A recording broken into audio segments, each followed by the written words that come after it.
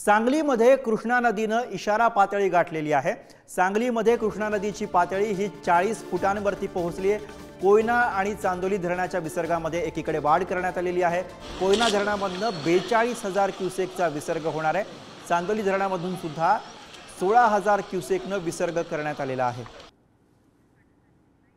आणि याच विषयी आपण ताजे अपडेट्स घेऊयात। सांगलीमधून प्रतिनिधी स्वप्नील पाटील सध्या आपल्या सोबत आहेत।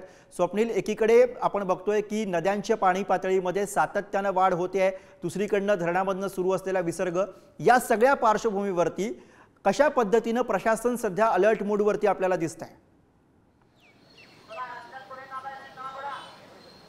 नक्कीच गुरु, जर आपण पाहिलं तर काल सकाळी जो कोयनेतून विसर्ग सोडण्यात आला होता तो आता सांगलीमध्ये पोहोचलेला आहे। सांगलीमध्ये आता 40 फुटाची होती कृष्णेची पाणी पातळी पोहोचलेली आहे आणि तिची वाटचाल आता धोक्याच्या पातळीवर चाललेली आहे।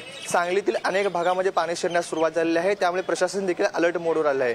सांगलीमध्ये जे पूरबाधित नागरिक आहेत त्यांना स्थलांतर करण्यात येत आहे।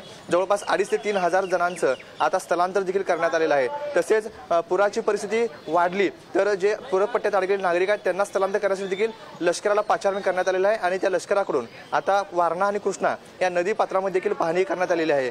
एका अधिकाऱ्यासह 100 जणांची तुकडी सांगलीमध्ये दाखल झालेली आहे। सध्या आपण आयरून पुलाजवळ आहोत आणि या ठिकाणी मी दाखवू शकतो की आता 40 फुटाची कृष्णेची पाणी पातळी पोहोचलेली आहे।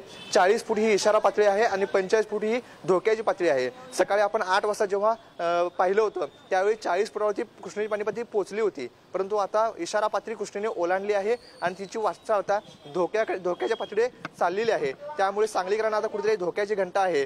40 पातळी ओलांडल्यानंतर सांगलीतील अनेक भागामध्ये पाणी शिरण्यास सुरुवात होते।